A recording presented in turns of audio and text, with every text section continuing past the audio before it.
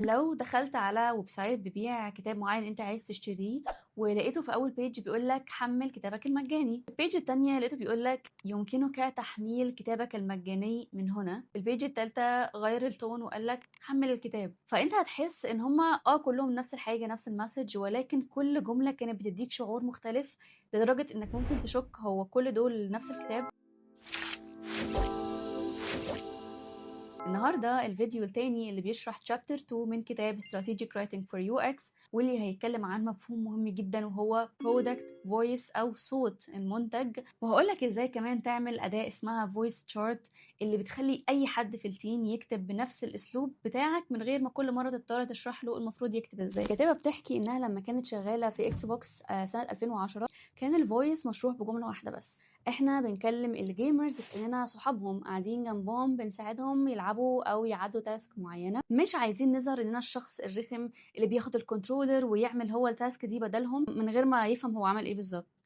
فانت لو صاحبك قاعد جنبك وعمل كده انت هتحس بالاحباط وهتحس بالتحكم فيك، ولكن لو حسيت ان صاحبك ده شخص فريندلي وبيقولك تعالى بص نلعبها مع بعض، تعالى اقولك انا عديتها ازاي، فانت ساعتها هتحس بالانجاز والانتماء، وده بالظبط اللي بيحصل في برودكت. تخيل بقى معايا ان انت في اي كوميرس ويب سايت وكان صوت البرودكت هو السرعه والثقه، بالتالي كل رساله في الويب سايت دي لازم تعكس الصوت ده. الحل بقى اللي اقترحته الكاتبه في الكتاب ده هو تول اسمها فويس تشارت، وده جدول بسيط كده بيساعدنا نحدد البرودكت فويس، وفي فرق بين البرودكت فويس والبراند فويس وشرحنا ده بالتفصيل في المستوى الثالث من تجربه. كان عندنا هي مبادئ المنتج، مثلا ايه اللي المنتج عايز يوصله للمستخدم، هنقول عايز يوصله ان هو سريع موثوق سهل الاستخدام. تاني حاجه بنحطها هو الكونسبتس، الافكار، ايه الافكار اللي انا عايزه تترسخ في ذهن المستخدم.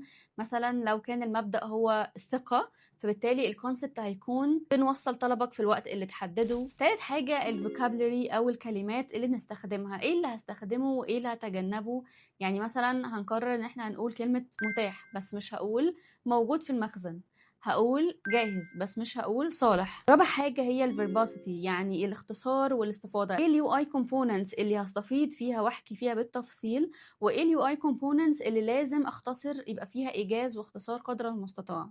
خامس حاجة هو الجرامر او البنكتويشن، هل هتكلم سنتنس كيس ولا تايتل كيس، هل هحط علامة استفهام ولا لا، هل هحط ايموجي ولا لا. كل ده برضو احنا شرحناه في المستوى الثالث، شرحنا الفويس تشارت بالتفصيل مع المدرب رامز شحاتة، وانا شرحت لكم كل حاجة تخص الكونتنت سيستم من ناحية الفرق بين الفويس والتون وازاي اعمل التون ماب والترمينولوجي والمايكرو كوبي كانفاس، كل ده موجود في المستوى الثالث. تعالوا بقى ناخد اكزامبل كده بسيط عن اللي شرحناه. لو جينا عايزين نكتب زر تسجيل الدخول، لو البرودكت بتاعنا كان صوته فورمال وريسبكتفul رسمي قوي، فانا هقول تسجيل الدخول. لكن لو الفويس كان فريندلي وقريب وودود كده من اليوزر هقول ادخل على حسابك. لكن لو صوته بقى عايز يظهر ان هو مودرن وكونسايز مختصر وعصري، فانا وقتها اقول join us انضم لينا او ابدأ رحلتك. التلاتة صح، بس كل واحد فيهم بيعبر عن شخصية مختلفة للمنتج، وبالتالي الفويس تشارت هي الأداة اللي بتقولك ايه الصح بالنسبة لمنتجك بناء على البراند استراتيجي. كمان بالتالي اننا هنحدد الفويس للبرودكت من الأول، دي حاجة مش رفاهية خالص، دي أساس البرودكت بتاعك. لما الصوت ما يكونش فيه consistency، يعني ما يكونش شبه بعض، ده بيأثر جدا على إحساس الثقة اليوزر بيحسه من المنتج بتاعك. في الفيديو الجاي بقى هنتكلم عن تقنية الكونفرزيشنال ديزاين، دي مهمة قوي لكل ديزاينر تحديدا، وهنعرف ازاي نكتب يو اكس رايتنج من خلال طريقة محادثية تفاعلية قبل حتى ما نبدأ نديزاين اي سكرين. اشترك في القناة لو لسه ما اشتركتش وفعل زر الجرس، وكمان تقدر ان انت تستفاد بالخصم الخاص بالمستوى الثالث من تجربة لنا في الكومنت خصم، واحنا هنبعت لكم برومو كود بالظبط. تحدي الفصل الثاني، السيناريو: انت يو اكس رايتر في تطبيق بنكي، صوت المنتج موثوق انساني بسيط، المستخدم وصله إشعار إن في معاملة جديدة اتسجلت على حسابه، اكتب نص الإشعار اللي يعكس صوت المنتج ده. التارجت يوزر: مستخدم تطبيق بنكي، عمره من 25 ل 45 سنة، بيتابع حسابه بانتظام، عنده حساسية لأي لغة بنكية تقنية.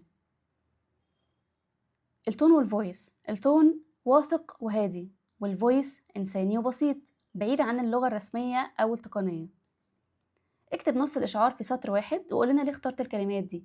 جاوب على التحدي على لينكدين واعمل لنا منشن، هتلاقي اللينك في صندوق الوصف.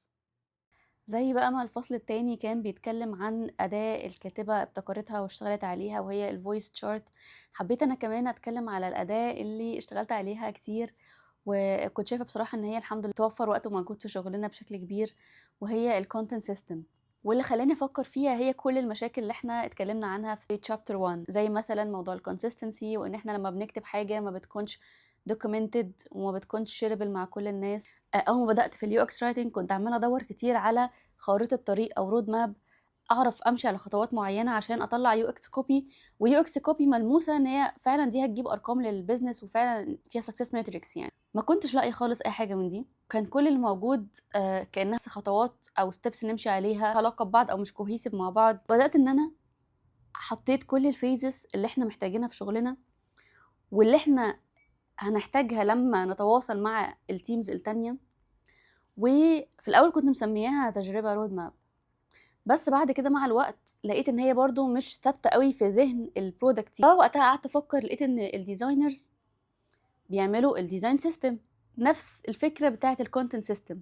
كذلك احنا بنعمل الكونتنت سيستم اللي نقدر نخليه قابل للمشاركه مع فريق البرودكت والماركتنج والبراندنج والسي اكس والسيلز اون جراوند والناس اللي احنا اتكلمنا عنهم دي كله. دي الحمد لله ناس كتيره بقت بتتداوله في كلامها اليومي على لينكدين وفي الشركات، ويلا فين الكونتنت سيستم وفي في التاسكس والاسسمنت بتاعه الشغل وهكذا. اتمنى كل الناس بجد تستخدم الكونتنت سيستم وتبدا ان هي يعني تنكلود ده في شغلها، وهتلاقي ان هو بيوفر عليها حاجات كتير قوي وبتعمل على مستوى الفيتشر الواحده. شكرا جدا ليكم.